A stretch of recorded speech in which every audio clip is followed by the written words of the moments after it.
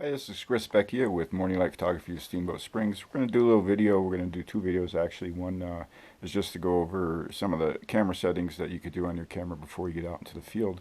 And the other one will be some actual field work. So this will go along with the tips, hints, and techniques and other musings that I wrote. So we'll just kind of go over briefly some settings that you can do that will just make it easier when you get out there to be ready to get that great picture of the cranes or birds or whatever wildlife you happen to be taking a picture of. So this happens to be a Nikon D850 digital SLR. It's similar to other cameras. There will be functionality differences between the cameras, but this should give you a general idea of where you might be able to find those settings and buttons and so on and so forth. So with that being said, let's get into it. The camera settings, the most important thing is, well, one of the most important things is the white balance, and what that is the camera is basically deciding what kind of lighting conditions is in the scene.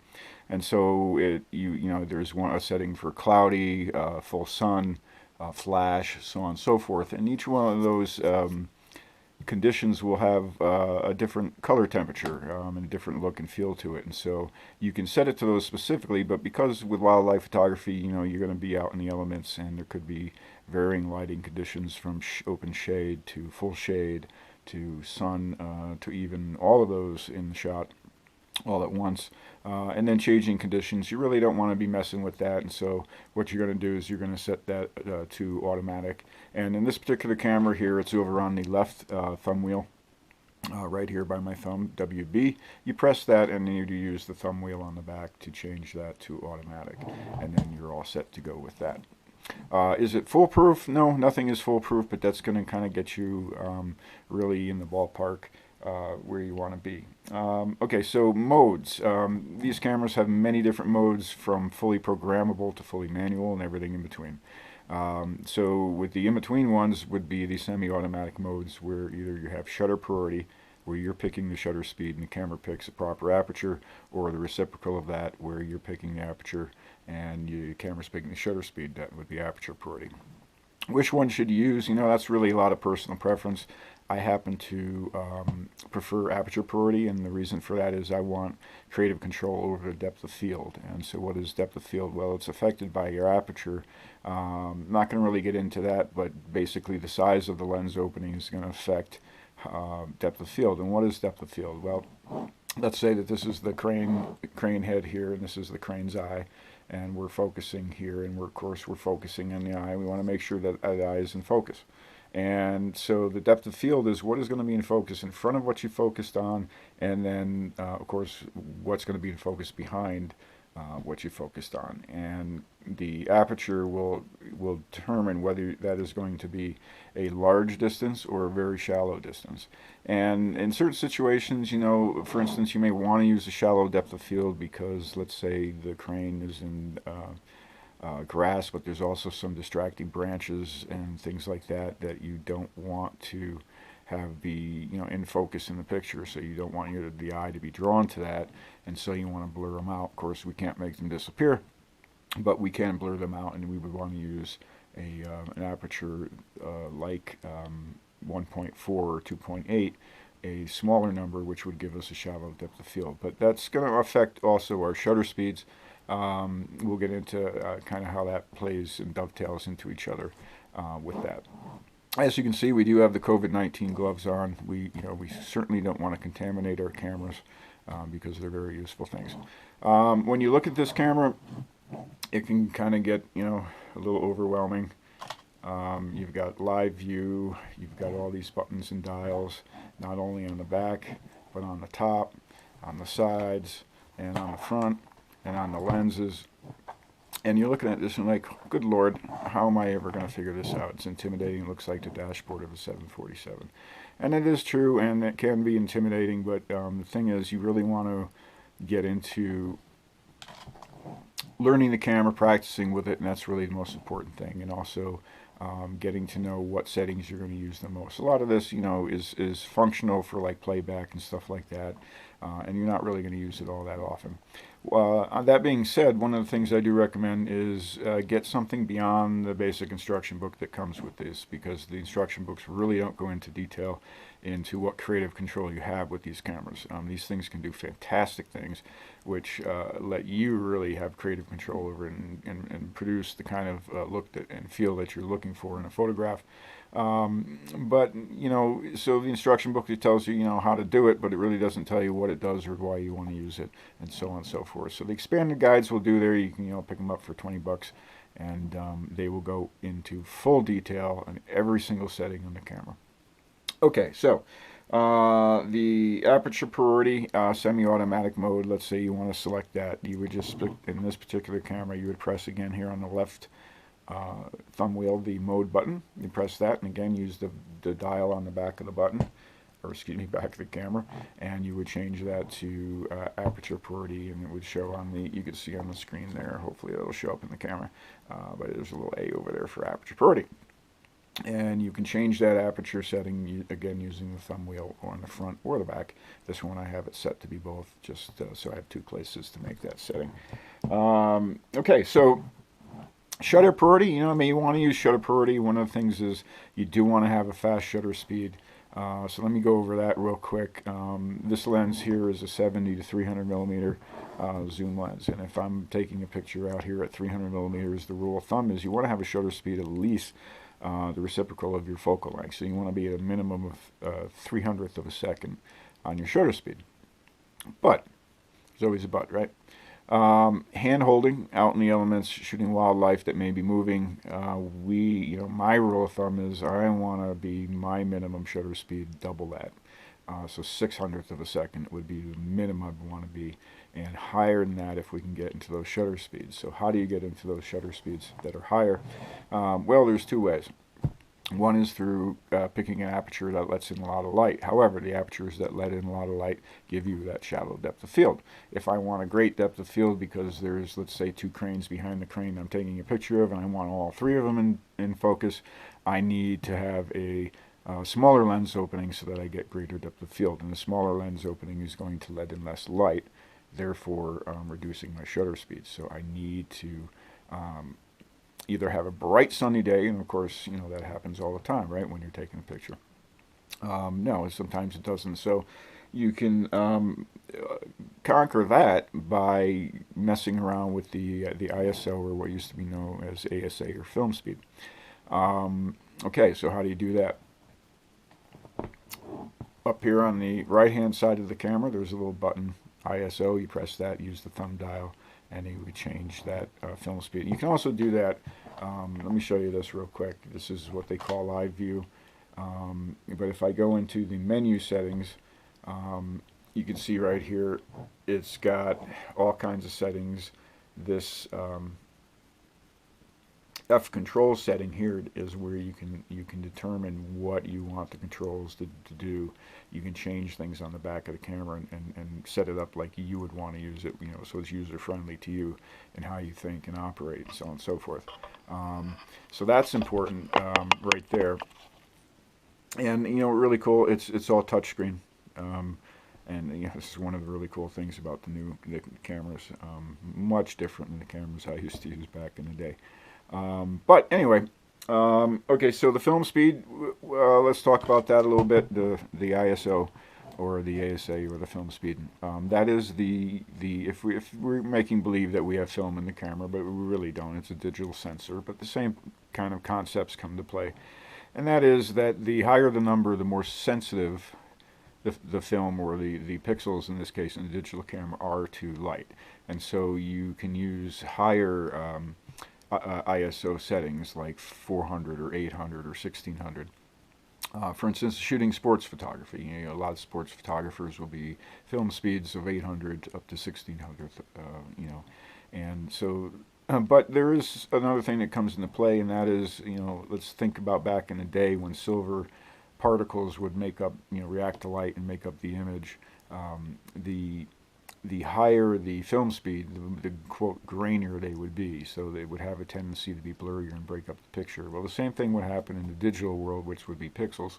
The picture would become more pixelated, and therefore less. You would lose more detail.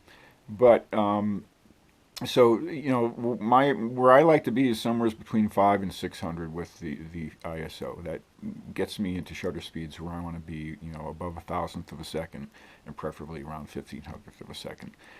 I do a lot of hand holding. Animals, don't generally wait around for you to set up your tripod, and so again, you want to have fast shutter speeds, and especially with the long focal length lenses. Every movement, from your breathing to everything, is going to be magnified by that optical lens, and it's going to be able to pick up motion, and of course, then the motion of the animal you may be taking a picture of as well. So again, faster shutter speeds, where we want to be.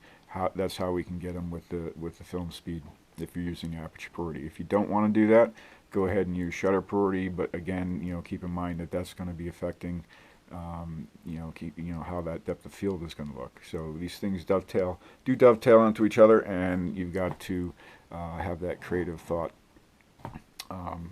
to guide the camera to what you want to do. It's a great tool. Okay, so we talked about the automatic ISO, and so the exposure settings. How does the camera determine exposure besides the white balance? Well, there's a metering system, and cameras have a lot of metering systems from spot to center weighted. Spot is a very tiny portion of the viewfinder. Center weighted is exactly that, center weighted 13% area in the center of the viewfinder. But then there's one called evaluative matrix metering, and that's the one we want to use because that's a really much more intelligent metering system, and it takes into consideration all the parts of the scene that you're taking a photo of to come at a proper exposure value. Is it foolproof? No, nothing is, but that's why there's a person with a brain holding the camera. And that brain's going to come into play in a second here. And that's the exposure compensation. So we've got the camera set up with the semi-automatic mode, and we've got the white balance set, and we've got our ISO set. And we take the picture. We also have our matrix metering set up, and we take the picture, and one of two things happens: it's either all white or it's all black. All right, let's take the all white situation. So the picture was overexposed; too much light came in, and so we don't have time. We got to get that picture. The cranes are dancing, so we don't want to sit here and think about, okay, what do I want to mess with? Do I want to change my aperture? Do I want to change my shutter speed? Do I want to mess with my film speed? Well, that's where this setting comes into play, because it's just a quick override to compensate for either over or underexposing. And here's how that works. Upper right grip here, there's a little plus minus button, and you'd press that, operate the thumb wheel, and you would change you can actually set the camera up to how many f-stop increments or aperture increments the change will be. I find for our harsh mountain lighting out here in the West is you want to have at least half-stop increments per click on the wheel. Anything less than that is really just not going to make a difference. And a lot of times you're going to find you might be cranking up to a full stop over or under exposing. Okay, so the picture came out all white. We let too much light in, so we want to underexpose, which means we want to subtract light, which means we want to use the minus. And so you would press the button and turn the thumb wheel to the left for minus. Okay, if you just picture a number line, left is always going negative, right? Right is always going positive. And then, so the opposite of that, of course, is we got the picture, it's too dark. We didn't let enough light in. We need to overexpose or add to the exposure, let more light in, and that's a positive. And then, so again, the opposite direction, press the button and go to the right to change it in a increased exposure direction. And then, something to remember is when you've gone ahead and set that, it depends on the camera manufacturer, but this one, if I change that, every shot following that change is going to be at the setting of over or underexposing that I have selected. So remember that. You might turn it back to where it needs to be to continue on. Otherwise, you may over or underexpose future shots down the line. Okay, focusing. Well, this is one of the most important things. Again, if you're not focused on that bird's eye or the animal's eye, we really don't have a usable photo. And so we got to make sure that we have ways that we can ensure that we have a sharp picture. There's something called the AF. If you have an AF on button on the camera on the back with this one, it's right here. It's AF on. You can set that up in the controls settings to be about what they call back button focusing, and this is important because you want to have another spot on the camera you can acquire focus, just in case you know you're in your hands in a different position or whatever. You still have to reach around and fire that shutter to go ahead and take the picture. But for my particular purposes, I have two focus options. I have the front shutter button, which will do two things when I only use the shutter button, and that is acquire focus and also fire the shutter and take the picture. And then if I'm using back button focusing, it overrides the shutter focus feature, and then the shutter button is just acting as a shutter release button and not an acquire focus button. And so that it's just convenient to have. You know, you can set it up for other buttons too, depending on where you know you might want to have them. But that's really cool, and that enables you again to have two really quick spots that you can go ahead and get that sharp, tack sharp eye on that crane, right? Okay, so iPhones, just briefly go over there. I don't really want to go into too much. I don't have a lot of experience. I still have a flip phone, so. But the only thing I can say about iPhones is they have gotten really sophisticated and they can take beautiful pictures. The only drawback to them is they would be the pixel, how many pixels make up the image. And then, of course, they would not have an optical zoom. And so with wildlife photography with an iPhone, there is a zoom feature, you know, where you can touch the screen and it could zoom in. But, you know, do keep in mind that is not an optical zoom. In other words, there is no lens that changes that view. It's actually cropping the image, and therefore the image becomes, it breaks up with pixels and starts to get unusable. So be careful with that, and with an iPhone you may have to actually learn how to be a little more sneaky and physically get closer rather than using that zoom feature, because, you know, otherwise it'll just get blown out and really unusable. So really that's really about it. We're going to show you, you know, some approaches and some ways to hand hold the lens out in the field, and hopefully we'll be able to see some cranes and use that. And there's a couple other things, you know, when you're out there is always put the sun at your back when possible. It just enables better lighting conditions. Of course, also lights up your subject because they'll be looking into the sun as well.